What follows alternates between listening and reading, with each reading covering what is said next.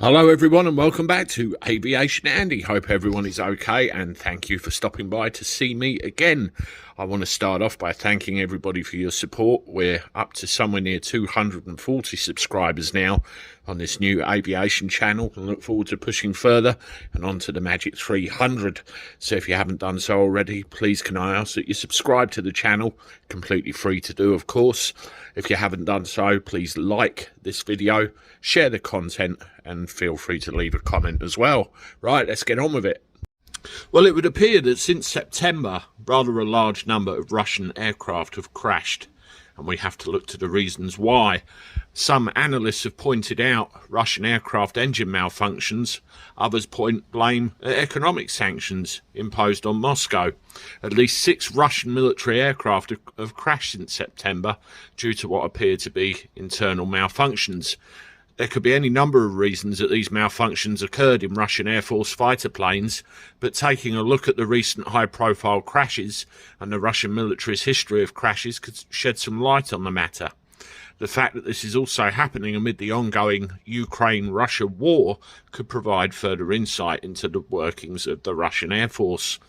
4 of the Russian planes that crashed were fighter jets used in the ongoing invasion of Ukraine. These include older MiG-31 and Su-25 aircraft, which could be expected to suffer from mechanical issues due to ageing. One noteworthy crash, however, was when an Su-34 fighter bomber crashed into a Russian apartment building, exploding and killing 15 people.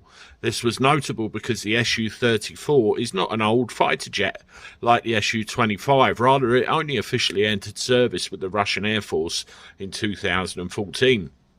Other planes have crashed, despite not even being used anywhere near Ukraine. One of these, an Su-30 warplane, crashed into a home in Siberia. Some analysts have tried to place the blame on the ongoing war, but that wouldn't explain crashes far away from the front lines. Regarding the crash of the Su-35 in Yeisk, Russia put the blame on a fuel spill. Others at the time indicated that ammunition the plane had been carrying must have gone off during the flight. Other experts have weighed in on this particular incident, with most putting the blame on an engine malfunction that caused the fuel supply to ignite. One such expert, Andrei Gannon of the Council of Foreign Relations, told the BBC that the 2 flashes of light seen in the videos of the crash, the first would be the fuel supply igniting, the second would be the pilots ejecting.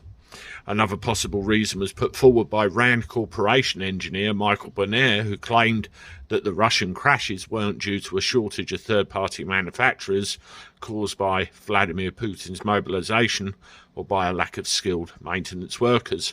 Rather, the most likely option is that sweeping sanctions by the West have made getting tools and materials needed for maintenance and upkeep hard to come by.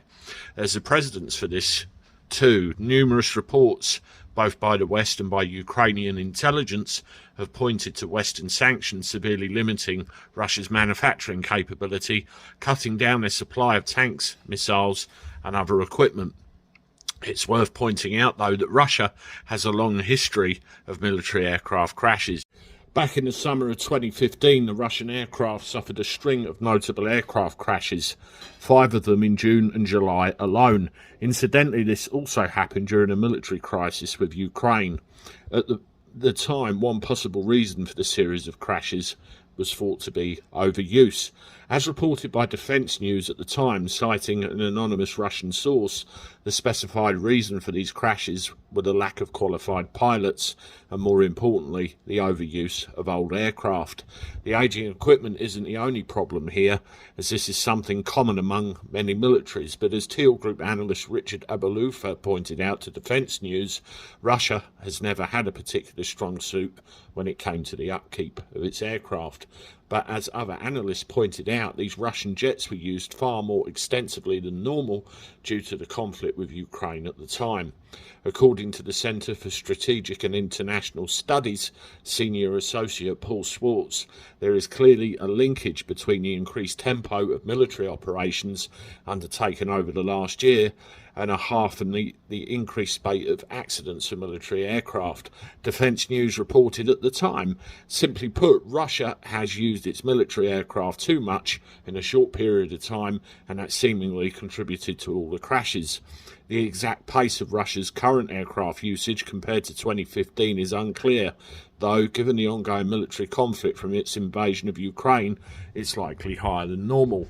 This too could play a role in the ongoing series of Russian aircraft crashes.